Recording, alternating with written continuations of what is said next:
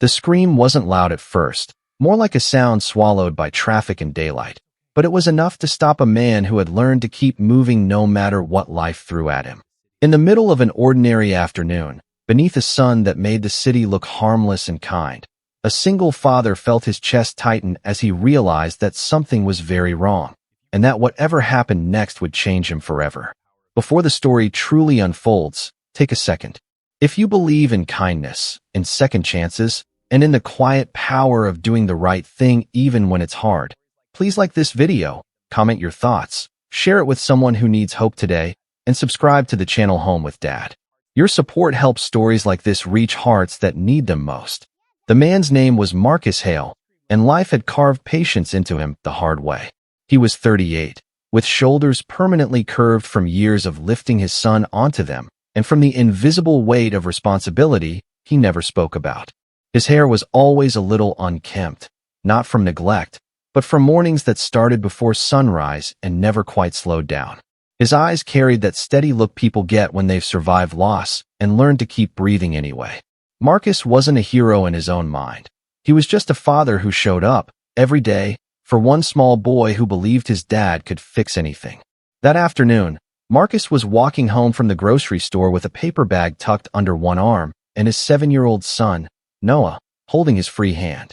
It was broad daylight, Dad, the kind look, where shop over there. windows Okay, reflected buddy, the sky let's go see. and kids rode It's bikes the toy without store. fear. The street was busy in that relaxed way cities get when everyone assumes safety is a given. Marcus was thinking about dinner, about whether he had enough energy to help with homework, about how Noah's laugh earlier that morning had made the exhaustion worth it.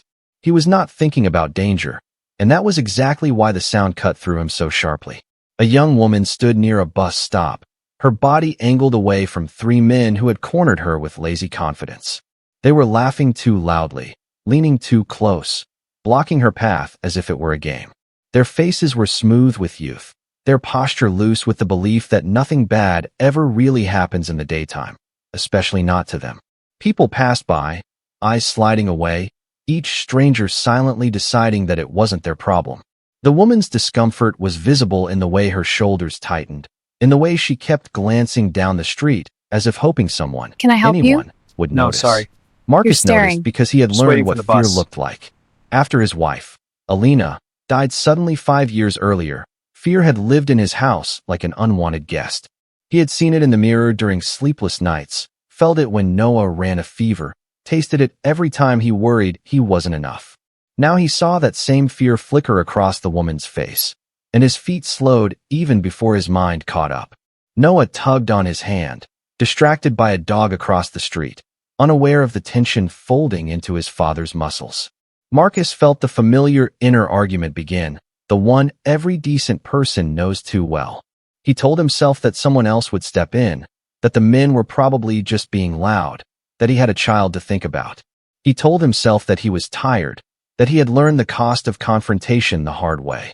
But then one of the men moved closer to the woman, blocking her again when she tried to step away, and Marcus felt something settle into place inside him. It wasn't anger. It was resolve. Marcus stopped walking. Hey, it's The gonna be grocery okay. bag crinkled softly sure? as he shifted I'm it to sure. the ground. I've got you. He knelt and met Noah's eyes, smoothing his son's hair with a hand that was steadier than he felt. He told Noah to stand right where he was and to watch from a distance, to remember that sometimes being brave meant being careful too. Noah nodded, trusting completely, and that trust pressed into Marcus's chest harder than fear ever could. As Marcus straightened and took a step toward the bus stop, the street seemed to change. The noise dulled, the sunlight sharpened, and everything narrowed to the space between the woman and the men crowding her. He walked with the unhurried pace of someone who had nothing to prove, who had already lost what mattered most, and had rebuilt his life piece by fragile piece. That calm was what made the difference. It was what made one of the men glance over, then nudge the others, their laughter faltering as they noticed him. Marcus didn't raise his voice. He didn't puff his chest or throw threats into the air. He simply placed himself beside the woman, close enough that she could feel someone was there, far enough that she could breathe again. His presence changed the temperature of the moment. The men straightened, surprised, their easy confidence cracking as they took in the lines on Marcus's face, the quiet weight in his stance, the fact that he wasn't alone in the world, There was a child watching, a reminder of consequences. For a heartbeat, no one moved. The street went silent in that strange way it does when something important is happening, when people sense a shift, even if they don't know why. Cars slowed. A shopkeeper paused in his doorway. The men exchanged looks, calculating, realizing that daylight had witnesses and that this wasn't the game they thought it was. One by one, they stepped back, muttering excuses that didn't convince even themselves, and then they were gone, swallowed by the same street that had made them feel untouchable moments before. The woman stood frozen for a second longer, as if her body needed time to believe it was over. When she finally exhaled, it was shaky but real. Marcus stayed where he was until he was sure she felt safe enough to move, until the tension drained from her shoulders and color returned to her face.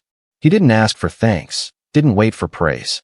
He simply nodded, a small acknowledgement between two strangers who had shared a moment neither would forget. All right, As Marcus walked back Everyone to stay Noah, close. his knees Let's felt move. weak in that delayed way fear has, but his son's eyes were shining. Noah wrapped his arms around his father's leg, holding on tight, and Marcus rested a hand on his head, grounding himself in the warmth of that small body. The grocery bag still waited on the sidewalk, dinner still needed to be made, and life still demanded its due, but something inside Marcus had shifted too. The walk home was quiet. Noah asked questions in that innocent, searching way children have, and Marcus answered carefully, explaining that some people forget how to be kind, and that sometimes it takes someone else to remind them. He didn't paint himself as a hero. He talked about choice, about paying attention, about doing what you can without becoming reckless. Noah listened, absorbing lessons he would carry far longer than groceries or homework. At home, the familiar routine unfolded. Shoes by the door, hands washed, vegetables chopped under the soft hum of the kitchen light. But Marcus found his thoughts drifting back to the bus stop, to the woman's fear, to the moment when the street went silent. He realized how close he had come to walking past, to choosing comfort over conscience. The thought unsettled him, not with guilt, but with awareness. He understood then that courage wasn't a permanent trait. It was a decision you made over and over, sometimes trembling, sometimes unsure. Over the next few days, Marcus noticed the world differently. He saw how often people avoided eye contact when something felt off, how easily discomfort was ignored if it threatened routine. He also noticed small kindnesses he had once overlooked. A neighbor carrying groceries for an elderly man, a cashier patiently helping a confused customer, a teacher kneeling to speak at a child's eye level. The memory of that afternoon sharpened his senses, made him more present, more intentional. The woman from the bus stop, whose name Marcus never learned, became a quiet symbol in his mind. He hoped she felt safer, hoped she remembered that strangers could be allies too. He hoped that the men learned something, even if only that their actions had consequences, that silence from a street could be louder than laughter. Most of all, he hoped Noah would remember, not the fear, but the choice. Weeks later, Marcus received an unexpected letter at work. It had been forwarded from a local community center, addressed simply and without flourish. Inside, written in careful handwriting, was a note from a woman who described an afternoon when a stranger had stood beside her and changed everything. She didn't know his name then, but someone had recognized him and helped her track him down. She wrote about how that moment had given her the courage to report what happened, how it had helped her reclaim a sense of safety she thought she had lost. She thanked him not as a hero, but as a human being who had seen her. Marcus sat with the letter for a long time. He thought of Alina, of the kind of world she had wanted for their son. He thought of Noah growing up, of the choices waiting for him. The letter didn't make Marcus feel proud in a loud way. It made him feel quietly affirmed, as if the universe had nodded back at him. Life didn't become easier after that. Bills still arrived. Exhaustion still crept in. There were days Marcus doubted himself, days he snapped when he shouldn't have, days he felt like he was barely holding things together. But there was also a steadiness now, a reminder that even small acts could ripple outward in ways you'd never fully see. He began volunteering occasionally at the community center, bringing Noah along when he could, teaching him that helping wasn't a one-time thing, but a habit. The story of the bus stop spread in small, imperfect ways. Someone mentioned it to someone else. A local blog wrote about a bystander who stepped in during broad daylight. Marcus didn't seek attention, but he didn't hide either.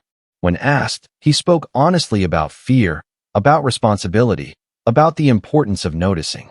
He emphasized that he wasn't special, that anyone could have done what he did. He said that the real danger was convincing ourselves that we're powerless when we're not. One afternoon, months later, Marcus and Noah passed the same bus stop. The street looked the same, sunlit, busy, ordinary. Noah squeezed his father's hand and looked up at him with that serious expression kids get when they're thinking hard. He said he remembered that day. He said he hoped he would be brave like that someday. Marcus felt his throat tighten, not with fear this time, but with gratitude. He told Noah that bravery came in many forms and that kindness was always the strongest one. As they walked on, Marcus felt a deep, quiet peace. He knew he couldn't protect his son from everything. He knew the world could be harsh and unfair. But he also knew that moments like that afternoon mattered, that they stitched something stronger into the fabric of ordinary days. The street had gone silent once, and in that silence, something good had taken root. If this story has reached you, if it's made you pause or reflect or feel a little more hopeful about the world we share, please take a moment to engage with this video. Your likes, shares, and subscriptions help keep these stories alive and remind others that kindness still exists. And before this story ends, I'd love to hear from you. Please comment below and share what this moment stirred in you, or a time when you witnessed or chose courage yourself. Because somewhere, in the middle of an ordinary day, someone is waiting for the street to go silent, for one person to notice, and for a choice that could change everything.